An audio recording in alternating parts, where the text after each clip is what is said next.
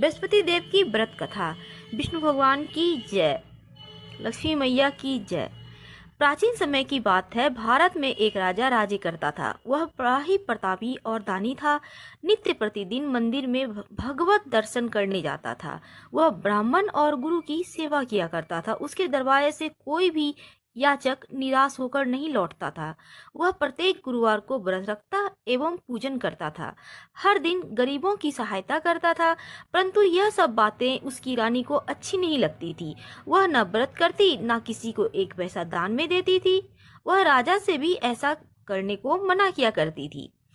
एक समय की बात है कि राजा शिकार खेलने वन को चले गए थे। घर पर रानी और दासी थी। उस समय गुरु बृहस्पति देव साधु का रूप धारण करके राजा के दरवाजे पे आए और भिक्षा मांगने लगे।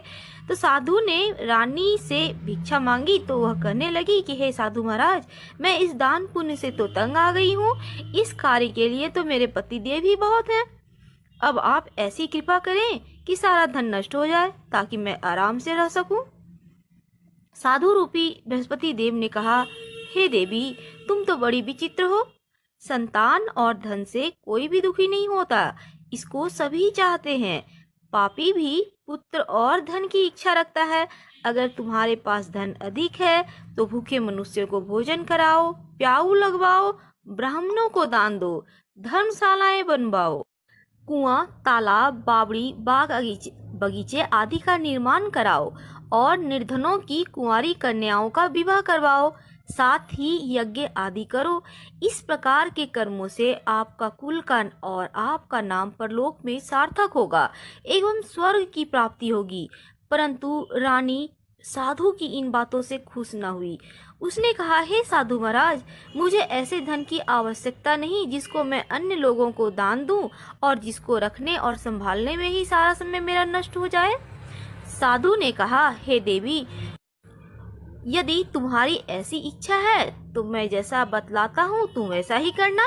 बृहस्पतिवार के दिन अपने घर को गोबर से लीपना, अभी के युग में पोछा लगाना जिसे कहते हैं, अपने केसों को पीली मिट्टी से धोना, केसों को धोते समय स्नान करना, राजा से कहना वह हजामत करवाए, भोजन में मांस मदिरा खाना, कपड़ा धोबी की यहाँ धुलने डालना। इस प्रकार 7 बृहस्पतिवार करने से तुम्हारा धन नष्ट हो जाएगा। यह कहकर साधु महाराज रूपी बृहस्पति देव अंतर ध्यान हो गए।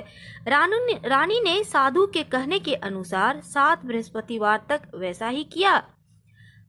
साधु के बताए अनुसार कार्य करते हुए अभी तो केवल 3 बृहस्पतिवार ही बीते थे कि उनकी समस्त धन संपत्ति नष्ट हो गई। भोजन के लिए दोनों समय परिवार तरसने लगा तथा संसारिक भोगों से दुखी रहने लगा। तब वह राजा रानी से कहने लगा कि हे रानी, तुम यहाँ पर रहो, मैं दूसरे देश को जाता हूँ, क्योंकि यहाँ पर मुझे सभी मनुष्य जानते हैं, इसलिए मैं यहाँ कोई कार्य नहीं कर सकता। अब मैं परदेश जा रहा हूँ, वहाँ कोई काम धंधा करूँगा, शायद हमारे भाग्य बदल जाए। ऐसा कहकर राजा परदेश चला गया और वहाँ जंगल में लकड़ी काटता और शहर में बेचता। इस तरह से जीवन व्यतीत करने लगा।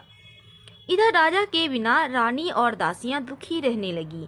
किसी दिन भोजन मिलता, किसी दिन जल पीकर रह जाती। एक समय रानी और दासियों को 7 दिन बिना भोजन के किए हुए व्यतीत करना पड़ा। तो रानी ने अपनी दासी से कहा, हे दासी, यहाँ पास ही के नगर में मेरी बहन रहती है, वह बड़ी धनवान है। तू उसके पास जा और वहां से 5 सेर बेझर मांग कर ले आ, जिससे कुछ समय के लिए गुजर हो जाएगा। दासी रानी की बहन के पास गई। रानी की बहन उस समय पूजन कर रही थी। बृहस्पतिवार का दिन था। दासी ने रानी की बहन से कहा, हे रानी, मुझे आपकी बहन ने भेजा है, मुझे 5 सेर भेजर दे दो। दासी के अनेक बार कहने के बाद भी रानी की बहन ने कोई उत्तर नहीं दिया, क्योंकि वह उस समय बृहस्पतिवार की कथा सुन रही थी। जब दासी को रानी की बहन से कोई उत्तर नहीं मिला तो वह बहुत दुखी हुई।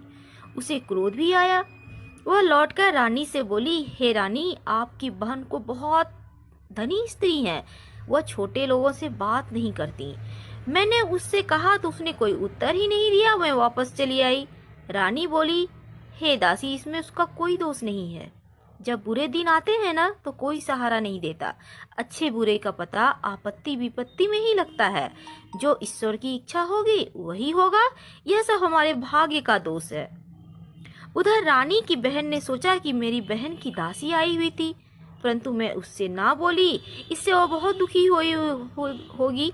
अतः कथा सुन भगवान विष्णु का पूजन समाप्त कर वह अपने बहन के घर आ गई और कहने लगी, हे बहन, मैं बृहस्पति देव की व्रत कर रही थी, कथा सुन रही थी। तुम्हारी दासी हमारे घर गई हुई थी, परंतु जब तक कथा होती है तब तक हम लोग न उठते हैं न बोलते हैं, इसलिए मैं नहीं बोली। कहो तुम्हारी दासी क्यों गई थी? रानी बोली, बहन, हमारे घर में अनाज नहीं था। वैसे तुमसे कोई बात तो छिपी हुई नहीं है, इस कारण मैंने दासी को तुम्हारे पास 5 सेर बेझर लाने के लिए भेजा था। रानी की बहन बोली, बहन देखो, बृहस्पति देव सभी की मनोकामनाएं पूर्ण करते हैं। देखो शायद तुम्हारे घर में अनाज रखा हो। यह सुनकर दासी घर के अंदर गई तो वहां उसे एक घड़ा बेझर मिल गया। दासी को बड़ी हैरानी हुई, क्योंकि उसने एक एक बर्तन देख लिया था। उसने बाहर आकर रानी को बताया तो दासी अपनी रानी से कहने लगी, हे रानी, देखो, वैसे हमको अब जब अन्न नहीं मिलता तो हम रोज ही व्रत करते हैं। अगर इनसे व्रत की विधि और कथा पूछ ली जाए तो हम भी उसे किया करेंगे। दासी के कहने पर रानी ने अपनी बहन से बृहस्पतिवार व्रत के बारे में पूछा। उसकी बहन ने बताया, हे रानी बहन, बृहस्पतिवार को सूर्योदय से पहले उठ जाएं, स्नान करके बृहस्पतिवार का व्रत करना चाहिए, लेकिन उस दिन सिर नहीं धोना चाहिए। बृहस्पतिवार के व्रत में चने की दाल, मुनक्का से विष्णु भगवान का केले के वृक्ष की जड़ में पूजन करें और दीपक जलावें। उस दिन एक ही समय में भोजन करें। भोजन पीले कलर का होना चाहिए। खाद्य पदार्थ और कथा सुने।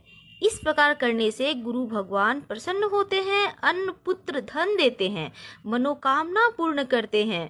व्रत और पूजन की विधि बताकर रानी की बहन अपने घर लौट आई। रानी और दासी दोनों ने निश्चय किया कि बृहस्पति देव भगवान की पूजन जरूर करेंगे। 7 दिन बाद जब बृहस्पतिवार का दिन आया तो उन्होंने व्रत रखा। घुड़साल में जाकर चना और गुड़ मिलाई, उनकी दाल से केले की जड़ और विष्णु भगवान का पूजन किया। अब पीला भोजन कहाँ से आवे? दोनों बड़ी दुखी हुई, परंतु उन्होंने व्रत किया था, इस कारण बृहस्पति देव प्रसन्न थे। एक साधारण व्यक्ति के रूप में वे 2 थालों में सुंदर पीला भोजन लेकर आए और दासी को देकर बोले, हे दासी, यह भोजन तुम्हारे और रानी के लिए है, तुम दोनों करना। दासी भोजन पाकर बहुत प्रसन्न हुई और रानी से बोली, रानी जी, भोजन कर लो। रानी को इस भोजन के बारे में कुछ भी पता नहीं था, इसलिए वह दासी से बोली, जा तू ही भोजन कर, क्योंकि तू व्यर्थ में हमारी हंसी उड़ाती है। दासी बोली, एक व्यक्ति भोजन दे गया है। रानी कहने लगी, वह भोजन तेरे लिए दे गया है, तू ही भोजन कर। दासी ने कहा, वह व्यक्ति हम दोनों के लिए 2 थालों में भोजन दे गया, इसलिए हम और आप दोनों साथ साथ भोजन करेंगी। दोनों ने भगवान गुरु को नमस्कार कर भोजन आरंभ किया। इसके बाद वे दोनों प्रत्येक बृहस्पतिवार को गुरु भगवान का व्रत और पूजन करने लगी। बृहस्पति भगवान की कृपा से उनके पास धन हो गया, परंतु रानी फिर पहले की तरह आलस्य करने लगी। तब दासी बोली, देखो रानी, तुम पहले भी इस प्रकार आलस्य करती थी, तुम्हें धन रखने में कष्ट होता था, इस कारण सभी धन नष्ट हो गया। अब गुरु भगवान की कृपा से धन मिला है तो तुम्हें आलस्य हो रहा है। बड़ी मुसीबत के बाद हमने यह धन पाया है, इसलिए दान पुण्य करना चाहिए। तुम भूखे मनुष्य को भोजन कराओ, प्याऊ लगवाओ, ब्राह्मणों को दान दो, कुआं, तालाब, बावड़ी आदि का निर्माण करवाओ, मंदिर पाठशाला बनाकर दान दो, कुंवारी कन्याओं का विवाह करवाओ, धन को शुभ कार्यों में खर्च करो, जिससे तुम्हारा कुल का यश बढ़े और स्वर्ग प्राप्त हो, पितरदेव प्रसन्न हो। दासी की बात मानकर रानी ने इसी प्रकार के कर्म करने आरंभ किए, जिससे उनका काफी यश फैलने लगा। एक दिन रानी और दासी आपस में विचार कर रही थी कि न जाने राजा किस दिशा में होंगे। उनकी कोई खोज खबर नहीं है। गुरु भगवान से उन्होंने प्रार्थना की और भगवान ने रात्रि में राजा को सपने कहा, हे राजा, उठ, तेरी रानी तुझको याद करती है, अब अपने देश को लौट जा। राजा प्रातःकाल उठकर जंगल से लकड़ियां काट कर लाने के लिए जंगल की ओर चल पड़ा। जंगल से गुजरते हुए वह सोचने लगा, रानी की गलती से उसे कितने दुख भोगने पड़े। राजपाट छोड़कर उसे जंगल में आकर रहना पड़ा। जंगल से लकड़ियां काटकर उन्हें बेचकर गुजारा करना पड़ा। उसी समय उस जंगल में बृहस्पति देव एक साधु के रूप में आए और राजा के पास आकर बोले, हे लकड़हारे, तुम इस सुनसान जंगल में किस चिंता में बैठे हो, मुझको बताओ। यह सुनकर राजा के नेत्रों में जल भर आया और साधु की वंदना करके बोला, हे प्रभु, आप सब कुछ जानने वाले हैं। इतना कहकर राजा ने साधु को अपनी संपूर्ण कहानी बतला दी। महात्मा दयालु होते हैं। वे राजा से बोले, हे राजा, तुम्हारी पत्नी ने बृहस्पति देव का अपमान किया था, अपराध किया था, जिसके कारण तुम्हारी यह दशा हुई। अब तुम किसी प्रकार की चिंता मत करो, भगवान तुम्हें पहले से अधिक धन देंगे। देखो, तुम्हारी पत्नी ने बृहस्पतिवार का व्रत आरंभ कर दिया है। अब तुम भी बृहस्पतिवार का व्रत करके चने की दाल और गुड़ जल में डालकर लोटे में केले का पूजन करो, फिर कथा कहो और सुनो। भगवान तुम्हारी सब मनोकामनाओं को पूर्ण करेंगे। साधु को प्रसन्न देखकर राजा बोला, हे प्रभु, मुझे लकड़ी बेचकर इतना पैसा तो मिलता नहीं और बचता भी नहीं जिससे कि भोजन करने के उपरांत कुछ बचा सकूं। मैंने रात्रि में अपनी रानी को व्याकुल देखा है। मेरे पास कोई साधन नहीं जिससे समाचार जान सकूं। फिर मैं बृहस्पति देव की क्या कहानी कहूं, मुझको तो कुछ भी मालूम नहीं है। साधु ने कहा, हे राजा, तुम किसी प्रकार की चिंता मत करो। बृहस्पतिवार के दिन तुम रोजाना की तरह लकड़ियां लेकर शहर में जाओ। तुम्हें रोज से दुगुना धन प्राप्त होगा, जिससे तुम भली भांति भोजन कर लोगे और बृहस्पति देव की पूजा का सामान भी आ जाएगा। बृहस्पति देव की कहानी इस प्रकार है। प्राचीन काल में एक बहुत निर्धन ब्राह्मण था। उसके कोई भी संतान नहीं थी। वह नित्य पूजा पाठ करता, परंतु उसकी स्त्री बहुत मलिनता के साथ रहती थी। वह न स्नान करती, न किसी देवता की पूजन करती। प्रातः काल उठते ही सर्वप्रथम भोजन करती, बाद में कोई अन्य कार्य करती थी। ब्राह्मण देवता बहुत दुखी रहते थे। पत्नी को बहुत समझाते, परंतु कोई परिणाम ही नहीं निकलता। भगवान की कृपा से ब्राह्मण की स्त्री के कन्या उत्पन्न हुई। वह कन्या अपने पिता के घर में बड़ी होने लगी। वह बालिका प्रातः स्नान करके भगवान विष्णु की जप करती। वह बचपन से ही बृहस्पतिवार का व्रत भी करने लगी। पूजा पाठ समाप्त कर स्कूल जाती तो अपनी मुट्ठी में जौ भर के ले जाती और पाठशाला के मार्ग में डालती जाती थी। वही जौ स्वर्ण के हो जाते तो लौटते समय बीन कर घर ले आती। एक दिन वह बालिका सूप में उन सोने के जौं को फटक कर साफ कर रही थी। तभी उसकी माँ ने देख लिया और कहा, हे बेटी, सोने के जौं को फटकने के लिए तो सोने का सूप भी होना चाहिए ना। दूसरे दिन गुरुवार था। इस कन्या ने व्रत रखा और बृहस्पति देव से प्रार्थना करके कहा, हे प्रभु, यदि मैंने सच्चे मन से आपकी पूजा की हो तो सोने का सूप दे दो।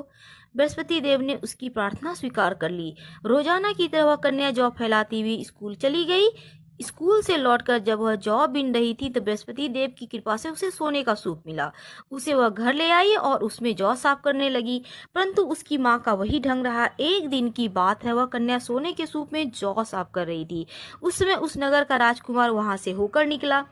इस कन्या के रूप और सोने के सूप में जौ साफ करते हुए देख वह उस कन्या पे मोहित हो गया।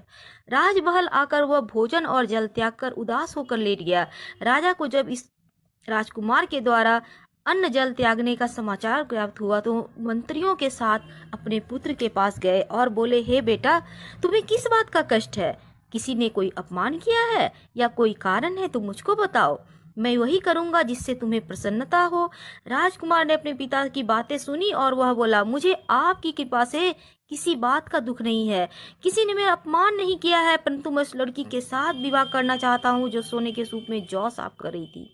यह सुनकर राजा आश्चर्य में पड़ गया और बोला, हे बेटा, इस तरह की कन्या का पता तुम ही लगाओ, मैं उसके साथ तुम्हारा विवाह अवश्य ही करवा दूंगा। राजकुमार ने राजा को उस लड़की के घर का पता बताया। मंत्री उस लड़की के घर गए और राजा को आदेश दिया। राजा का आदेश ब्राह्मण को सुनाया। कुछ ही दिन बाद ब्राह्मण की कन्या का विवाह राजकुमार के साथ संपन्न हो गया। कन्या के घर से जाते ही उस ब्राह्मण देवता के घर में पहले की भांति गरीबी का निवास हो गया। अब भोजन के लिए भी दोनों समय का अन्न बहुत मुश्किल से मिलता था। एक दिन दुखी होकर ब्राह्मण देवता अपनी पुत्री से मिलने आए। बेटी ने बहुत सी पिता की अवस्था को देखकर धन वगैरह देके पिता को विदा कर दिया। इस तरह ब्राह्मण का कुछ समय तो सुखपूर्वक व्यतीत हो गया, लेकिन कुछ दिनों के बाद फिर वही हाल। ब्राह्मण फिर अपनी कन्या के यहाँ गया और सभी हाल कहा तो पुत्री बोली, हे पिताजी, आप माता जी को यहाँ लिवा लाओ, मैं उन्हें यह विधि बता दूंगी जिससे गरीबी दूर हो जाएगी। ब्राह्मण देवता अपनी स्त्री को लेकर पहुंचे तो पुत्री ने के पास राजमहल। तो पुत्री ने माँ को समझाने लगा, हे माँ, तुम प्रातःकाल उठकर प्रथम स्नादि करके विष्णु भगवान का पूजन करो तो सर्व देवता दूर हो जाएगी। परंतु उसकी माँ ने उसकी एक भी बात नहीं मानी। प्रातःकाल उठकर अपनी पुत्री को बच्चों का जूठन ही खा लिया। एक दिन उसकी पुत्री को बहुत गुस्सा आया। उसने एक रात कोठी से सभी सामान निकाल दिया और अपनी माँ को उसमें बंद कर दिया। प्रातःकाल उसमें से माँ को निकाला, स्नान करा के पूजा पाठ करवाया तो उसकी माँ की बुद्धि ठीक हो गई। उसके बाद वह नियम से पूजा पाठ करती, प्रत्येक बृहस्पतिवार का व्रत रखने लगी। इस व्रत के प्रभाव से उसकी माँ भी बहुत धनवान हो गई। बृहस्पति देवता के प्रभाव से स्वर्ग को गई। वह ब्राह्मण भी इस सुख पूर्वक इस लोक का सुख भोग कर स्वर्ग को प्राप्त हुए। इस तरह कहानी कहकर साधु देवता वहां से लोप हो गए। धीरे धीरे समय व्यतीत होने लगा। फिर वही बृहस्पतिवार का दिन आया। राजा जंगल में लकड़ी काट कर किसी शहर में बेचने गया। उसे उस दिन और दिनों की अपेक्षा ज्यादा धन मिला। राजा ने चना गुड़ आदि लाकर बृहस्पतिवार का व्रत किया और उस दिन से उसके सभी क्लेश दूर हो गए। परंतु जब अगला गुरुवार का दिन आया तो बृहस्पतिवार का व्रत करना भूल गया।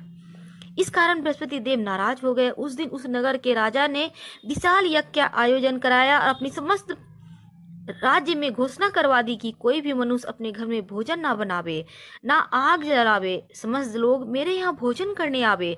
इस आज्ञा को जो न मानेगा उसे फांसी की सजा दी जाएगी। राजा की आज्ञा अनुसार राज्य के सभी लोग राजा के घर में भोजन करने के लिए सम्मिलित हुए। लेकिन लकड़हारा कुछ देर से पहुंचा, इसलिए राजा उसको अपने साथ महल ले गए और राजा लकड़हारे को भोजन करा ही रहे थे कि रानी की दृष्टि उस खूंटी पर पड़ी जिस पर उसका हार लटका हुआ था। उसे दिखाई न दिया।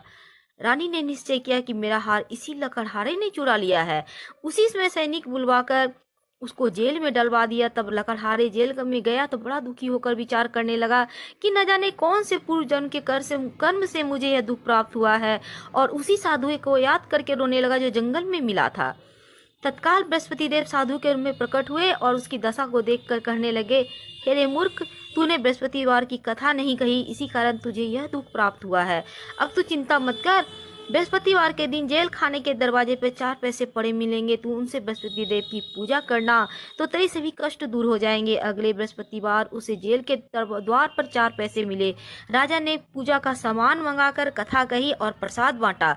उसी रात्रि को बृहस्पति देव ने उस नगर के राजा को स्वप्न में कहा, हे राजा, तुमने जिस आदमी को जेल में बंद कर दिया है वह निर्दोष है, वह राजा है, उसे छोड़ देना।